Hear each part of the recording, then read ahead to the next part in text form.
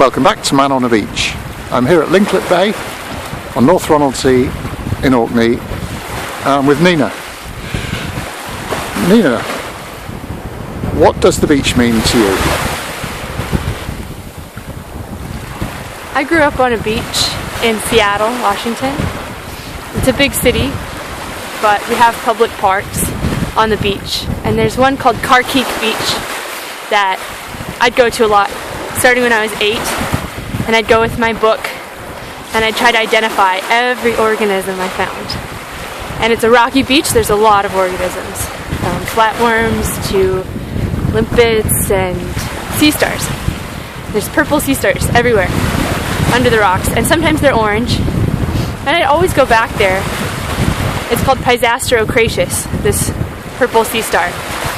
And I went back after 2 years of college, feeling kind of lost.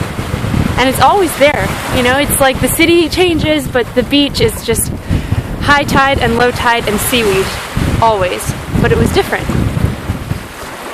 And all the sea stars were dying and melting.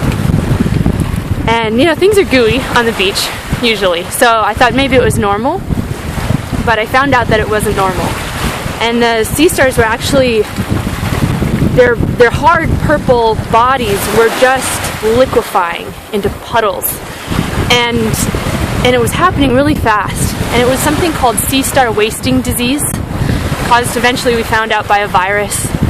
And it was the largest disease ever experienced on record by a group of animals. And people, we call it an epidemic, but with animals it's called an epizootic. And it was the largest ever of any species.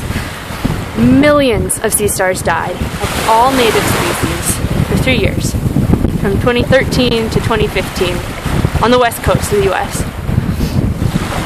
And it really struck me that even though our beaches were clean, no litter, and valued and cared for, it wasn't enough because it was all entangled with everything else we're doing. The reason the sea stars were dying was because of temperature, because the ocean was warming because of carbon in the atmosphere, and that gave the virus the upper hand. It used to be every 30 years there'd be a minor outbreak somewhere. It's not a new virus, it's old virus, and it's a new scale because the temperature changed so quickly because of what we do. So the beach shows me that we are so entangled. We're not individuals. We're part of this ocean and our environment. We're from it. We come from it. The first multicellular life came from the ocean. It was an amoeba that ate a bacterium and it failed to digest it. It only partially digested it, and it got stuck inside. The bacterium got stuck, half digested inside the amoeba, and it stayed there forever, and it became a little helper inside. And that was the first cell as we know it.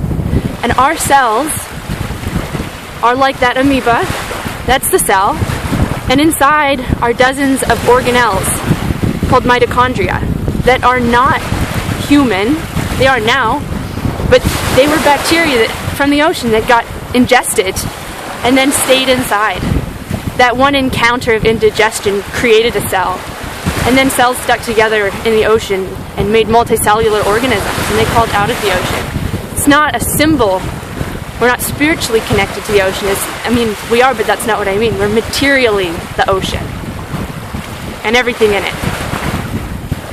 And I remember seeing in Alaska one time an octopus washed up on the beach dead. A giant Pacific octopus. It's the largest in the world. Big red monster.